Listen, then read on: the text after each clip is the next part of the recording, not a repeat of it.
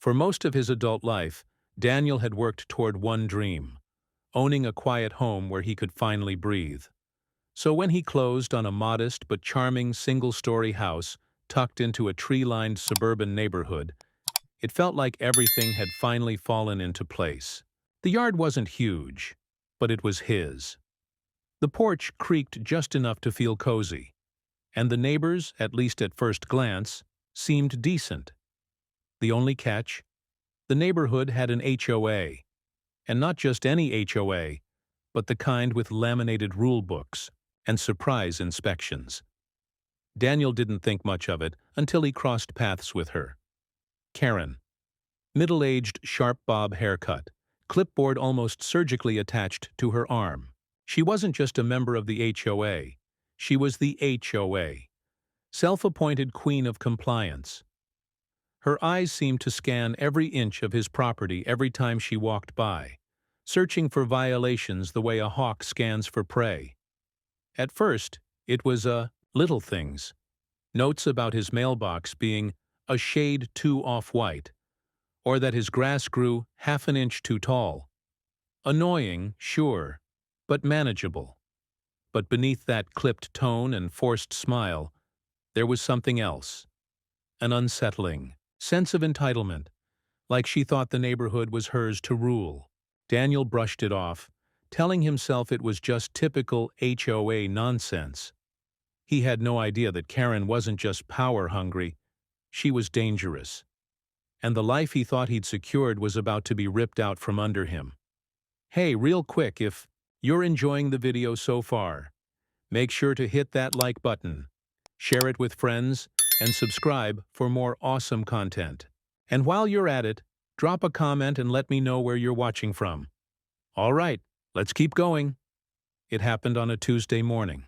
Sunny, quiet, nothing out of the ordinary. Daniel had just returned from a week-long work trip. Suitcase, still sitting in the entryway, when the doorbell rang. He opened it to find Karen standing there, arms folded, a manila folder tucked under one arm, and that familiar smirk spread across her face. "Daniel," she said sweetly, "you're going to need to pack up. The house has been sold." He blinked, thinking he'd misheard. "What are you talking about?" Karen didn't hesitate. She pulled out a stack of papers and held them out like they were gospel. "Here are the documents. It's all been handled through the HOA. New buyer moves in next week." He laughed at first. It sounded like a prank. But her expression didn't change. His fingers fumbled through the pages. Everything looked official: property transfer, signatures, notary stamp. But he hadn't signed anything. Hadn't agreed to anything. "This is a mistake," he said firmly. "I never sold my house." Karen tilted her head, voice dripping with condescension. "You were away. The HOA voted. You missed multiple violation notices, neglect, unsightly items on the porch, the works. The house was legally repossessed and resold. It's done." Daniel's stomach dropped. Anger flared in his chest, but beneath it was something worse. Confusion. Powerlessness. He stared at Karen, trying to make sense of how any of this could be real. But she just smiled wider, turned, and walked away like she'd won something. Daniel barely slept that night. He kept pacing the living room, staring at the documents Karen had handed over. They felt off. Too clean, too convenient. His name was on them, but the signature didn't match his. He'd never received any notice, no warning letters, no court filings. The next morning, before the sun was fully up, he was on the phone with a real estate attorney. When he walked into the lawyer's office, he carried a folder of scanned documents and a fire in his chest. "They're saying I don't own my house anymore," he told the attorney, a calm, older man named Jeff, who looked like he'd been in more than a few courtroom brawls. Jeff skimmed the documents with a frown. "This isn't how property transfers work," he said slowly.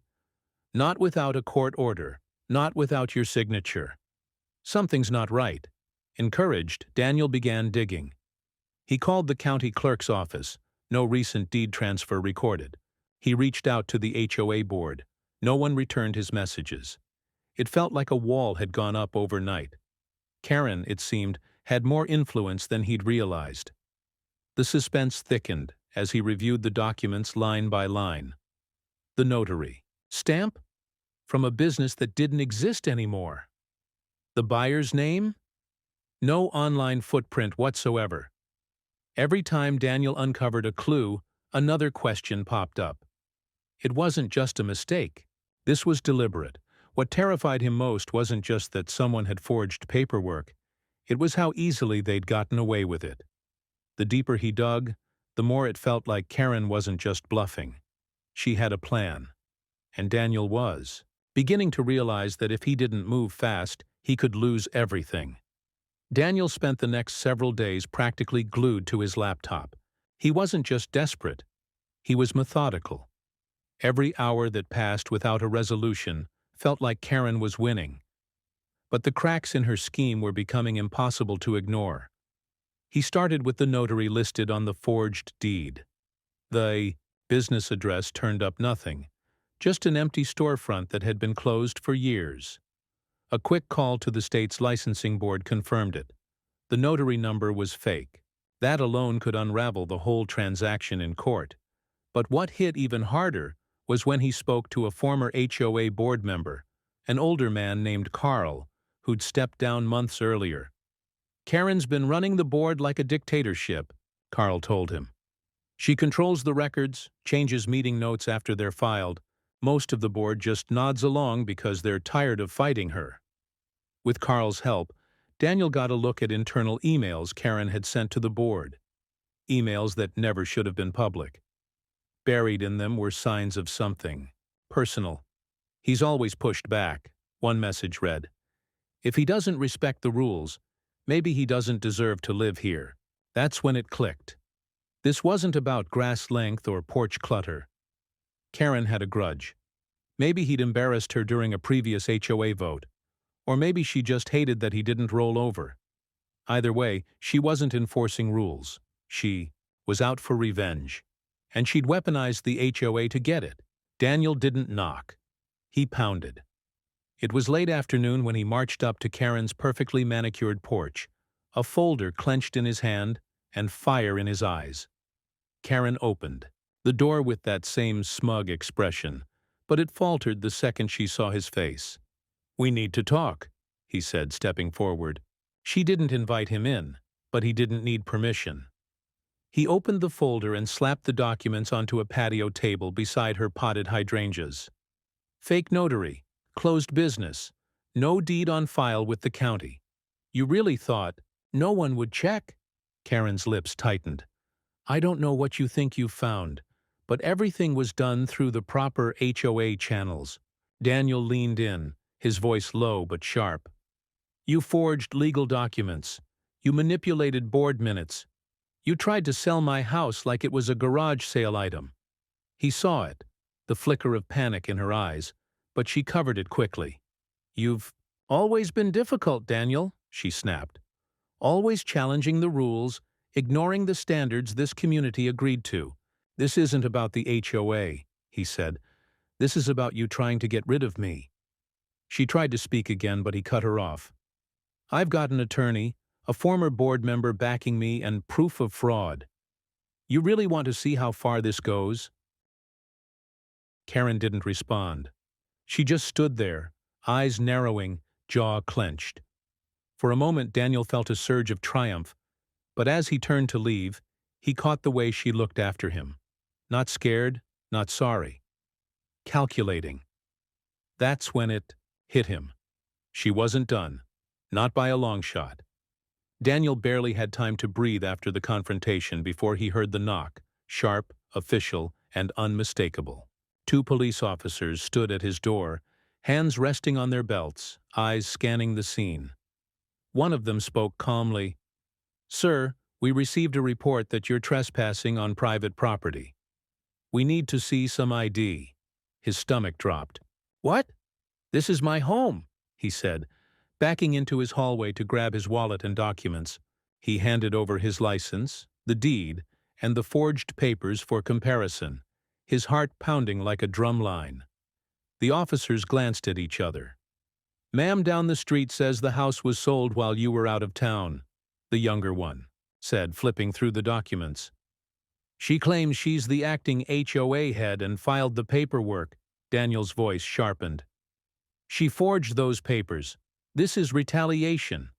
I've already got an attorney involved, and if I'm arrested on false claims, it's going to become a much bigger issue for everyone." Tension hung in the air like a thundercloud. The senior officer took a long look at the paperwork and finally said, "We're not here to take sides, but until this is sorted in court, don't provoke her." As they left, Daniel stood frozen on his front porch. Karen watched from down the block, arms folded, a smug smile creeping back onto her face. It was official. She wasn't backing off. She was doubling down. Daniel wasn't sleeping much, but the long nights finally paid off. Buried deep in a county records request was the final nail in Karen's coffin. A property listing posted under a fake LLC, one that traced straight back to a P.O. box registered in Karen's name. The address? His house. She'd planned to flip it quietly and pocket the money before anyone could notice. He printed everything: emails, listing screenshots, legal confirmations, and handed them over to his lawyer. "You were right," his attorney said. "This isn't just a civil matter. This is fraud, and it's criminal." Daniel made sure the board saw it too, especially Carl, the former member who'd grown tired of Karen's manipulation. "She's been forging votes, altering minutes, and planning a personal profit off other people's homes," Carl muttered, shaking his head. But the true turning point came at the emergency HOA meeting. Daniel stood up, calmly laid out the evidence, and then played a recording Karen didn't know he had, her admitting on a phone call that she had a buyer lined up and was cleaning house. The room went silent. Karen's face drained of color. "You used your position to commit fraud," Daniel said, looking directly at her. "You tried to steal my home, and now it's over." The board voted to remove her on the spot. The lawyer filed charges the next day. For the first time in weeks, Daniel exhaled. He hadn't just saved his home, he'd exposed a con that could have hurt countless others. The court ruling came swiftly. The judge didn't mince words. Karen was found guilty of fraud, forgery, and abuse of authority. She was ordered to pay hefty restitution, not just to Daniel, but to several neighbors she'd quietly scammed in the past. Her smugness had evaporated long before the gavel struck, replaced by a stunned silence as reality caught up to her. Daniel stood outside the courthouse, the breeze brushing his face as if clearing away weeks of anxiety. He didn't gloat, didn't smile for the cameras a local news crew had brought out. He just stood tall, calm, and whole again. "Justice isn't always loud," he later told a neighbor. "Sometimes it's just quiet peace returning to your doorstep." The neighborhood, once tightly leashed by Karen's rules, began to breathe again. A community meeting was held where new board members were nominated, this time fairly. People started talking openly, sharing their own stories, and it was clear Daniel's fight had broken something toxic that had lingered for too long. Neighbors brought him casseroles, shook his hand, and thanked him. Some even cried, not because he yelled the loudest, but because he stood when no one else dared. Daniel never wanted revenge in the theatrical sense. What he wanted was his home, his peace, and the truth to win. And that's exactly what he got. As he sat on his porch that evening, sipping coffee under the warm sunset, he felt it for the first time in weeks. Home. And it had never felt more his.